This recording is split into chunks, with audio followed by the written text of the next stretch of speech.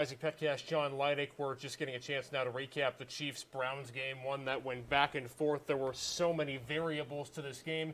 John, so many injuries. We'll talk about that in a second. The Chiefs are going to be going into the AFC title game against Buffalo battered. But this was really a game of momentum, you could make the argument, especially late in that first half and early in that second half with the Rashard Higgins fumble and the Patrick Mahomes injury in the third quarter. Yeah, I mean, you look at it right before the half, the tide swing right there with the Rashard Higgins fumble, and that turned the tide because you had a game that could have been Cleveland early in the third quarter with a lead, 10-point swing because you don't get the touchdown. Kansas City comes down and kicks the field goal. But then, I mean, everybody in the football world, I think, other than maybe Browns fans, collectively holding their breath as Patrick Mahomes got up, and you saw that he clearly wasn't in the right place. No. His legs, kind of giving out underneath him. And the Browns, you know what? Say what you may about their history, but I want to tell you that is one of the toughest Brown teams that I have ever watched in the way that Baker Mayfield was able to battle back. Those guys were making plays. And like we said throughout earlier when we spoke with you, is that Jarvis Landry didn't have a big impact, but guys like Hooper, you had guys like Higgins coming up with big catches. And you know what? We hadn't seen much of them all season long, Isaac. David Njoku made some pivotal catches tonight. I was about to say, interestingly enough, we were talking about earlier how the tight ends might play a big part with Hooper and Njoku for the Browns. Njoku himself, 4 catches, 59 yards. Rashard Higgins was the big receiver for Cleveland. He had the most receptions, 5, the most yards, 88. The one touchdown went for Jarvis Landry. Think about this for a second. If you're looking for a good quarterback-to-receiver connection, Baker Mayfield connected with Jarvis Landry for at least one touchdown pass in 5 of the last 7 Browns games that were played. So that's going to be a strong connection moving forward for Cleveland. The issue, though, for the Browns, you can make the argument, was the running game. 112 total rushing yards, but Nick Chubb, Kareem Hunt were left in check. Chubb, 13 carries for 69 yards. Kareem Hunt, 6 carries, 32, and a touchdown. But Kansas City's run defense played fairly stellar, and that's why Mayfield had to throw the ball so many times. Yeah, it was interesting. I mean, I still say they played well, Kansas City, but I just don't know if Kevin Stefanski seemed a little hesitant throughout these 2 playoff games to rely on his run. Well, at least I should say that today, and then the game plan, because obviously Kevin didn't coach last week, to commit fully to the run. It was like, okay, we feel good about it right here, but then then we're going to pull it back a little bit. Obviously, you got to keep things mixed up. You can't be one-dimensional, but it just seemed that at times they almost were hesitant is the word I will use. Interesting that you mentioned that. We were talking with Joe Ledneski earlier on the Sunday Sports Blitz, and that's exactly what he said. He said sometimes Kevin Stefanski, notorious for going against the grain, against the game plan, scared to not use what he knows is best in the Browns' interest, and that's Kareem Hunt and Nick Chubb. Let's talk a little bit about this second half. I mean, the third quarter itself, the first 5 minutes were helter-skelter. The Patrick Mahomes injury, of course, diagnosed with a concussion. He doesn't return. The Browns' willpower to come back and even make this a game, John, you think the way the second half started, it was a 19-3 lead for Kansas City. Patrick Mahomes throws an interception right down the middle of the field to Tyrann Mathieu. And then the Chiefs look like they're set up to essentially put the game away. A touchdown makes it 26-3. The game's over. All of a sudden, Harrison Butker misses a 33-yard field goal, and here you go. Cleveland's now on the comeback trail. Yeah, and like I said, I mean, I think if a healthier, and again, everybody's going to say healthy, Cleveland had their offensive line set. It goes down. First play of the game. Jedrick Wills is out. You're down to, after that, Ham leaves. You're down to your third left tackle.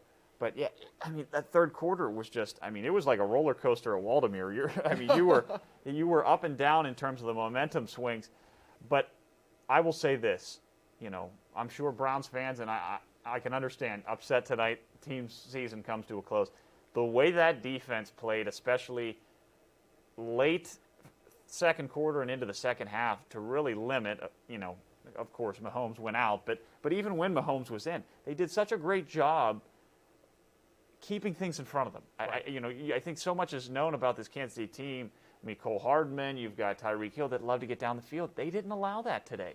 You had Kelsey on the one big touchdown catch, of course, early on. They adjusted well, and I think that's the positive signs between that and Baker Mayfield's development here on the final stretch of the regular season in these 2 postseason games. His ability to command the offense should have Cleveland fans very hopeful for the future. Yeah, the future is certainly looking bright, not to mention the Browns have a lot of players that they, in theory, should be able to re-sign fairly easily coming up in the next offseason. John, I know it's a little bit early, but let's go ahead and preview this AFC title game between Buffalo and Kansas City. Assuming Patrick Mahomes comes back, Andy Reid said in the post-game press conference, Patrick doing very well. Of course, that doesn't shed much insight. The coach is, of course, going to say that normally. He was on social media. Right. He did. What that may. Give a shout-out to Chad Henne, who was able to beat an Ohio team for the first time in his career, both in college and in the pro. But when you look at this AFC Championship game, you know, obviously the focus is on the offense. Mahomes, Josh Allen, that will be the key.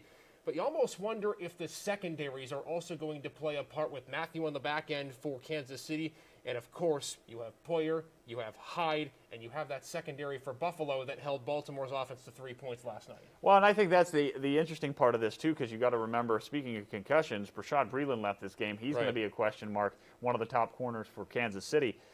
Going into this one, man, could you have set it up more perfect if you're the NFL schedule makers in terms of the fact that Buffalo Bills and Kansas City, you're probably, I would say, this year at least, the two best quarterbacks in the AFC. Tannehill was there at times. Lamar Jackson obviously showed flashes, and Justin Herbert, still a rookie, so some things that he'll clean up. But your two MVP candidates in terms of quarterbacks in the AFC, man, you take the three safeties in this game. I mean, you could almost make a Hall of Fame class out of just the safeties, and then you add in some of the cornerbacks as well.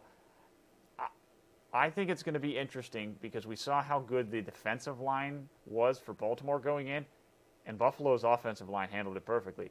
I think just as dangerous as this Kansas City, but I don't know if they have enough in the back seven as much as Baltimore did. So that's where question mark is, and how does Buffalo decide to match up in all this? I mean, I'm assuming it's going to be Tre'Davious White and Tyreek Hill. You're probably going to have one of Poyer or Hyde. I would assume probably Hyde on Kelsey to at least start the game. But, man, is that going to be fun to watch. But the problem for me is still going to be, and we didn't see much from Kansas City. I don't know what the final line was, but neither of the teams advancing had anything of a run game. Now, the question there is Clyde Edwards-Helaire was close today. Probably going to be back next week. How much of a difference that's going to make for the Kansas City offense? Yeah, you look at the stat line for KC. They had 123 total rushing yards. 6 different players carried the mail. Darren Williams was the biggest one with 13 carries, 78 yards. Mahomes had the rushing touchdown. That was the first score of the game for Kansas City. Chad Henne, 2 carries. Tyreek Hill had 3 carries. Interesting, Le'Veon Bell wasn't a factor at all in this game. He had 2 rushes for 6 yards. In the passing department, no catches. He was only targeted 2 times. So it makes you wonder if the Chiefs will be able to get Edwards-Helaire back for next week. And the other question, too, I have, John, we were talking about this earlier on the Sunday Sports Blitz. Do the Bills keep their same game plan that they did with Baltimore, a team that only ran the ball once by design, twice entirely in the first half? Do you keep with that, knowing that the Chiefs could potentially be, quote-unquote, a worse back end than what the Ravens had with guys like Marcus Peters and Marlon Humphrey on that back seven? What does Sean McDonough do with that offensive scheme, and does he stray from the norm? Well, I think the problem is here there's so many different elements to the run game or what looks like a run game. I mean, we saw Tyreek Hill today lining up. I mean, he was running like zigzags before the play even got underway. I think there's going to have to be some changes, and I'm interested to see. You saw for the most part last night, Tremaine Edmonds, was spying Lamar Jackson. Do you use that as much? I don't foresee it, and how much they're going to try and bring the heat, because it has been shown before. Mahomes, any quarterback for that matter, but Mahomes has struggled with some of the pressure. So I think that's somewhere Buffalo will probably look to alter the game plan a little bit rather than a spy. Maybe bring Tremaine Edmonds on a few more rushes. If there's good news for Kansas City, they've learned how to win a playoff game that's low scoring. The 3 games that they played back last season, you think about the Houston game, 24-0 in the second quarter. They came back from that. Then they had to go face the Tennessee Titans. That game they were trailing, I believe, as much as 10 to 17 points in that one as well. So they found a way to win close. Like we saw in the 2 AFC matchups, you think about high-scoring offense. I have a feeling, John, this is going to be a low-scoring AFC title game.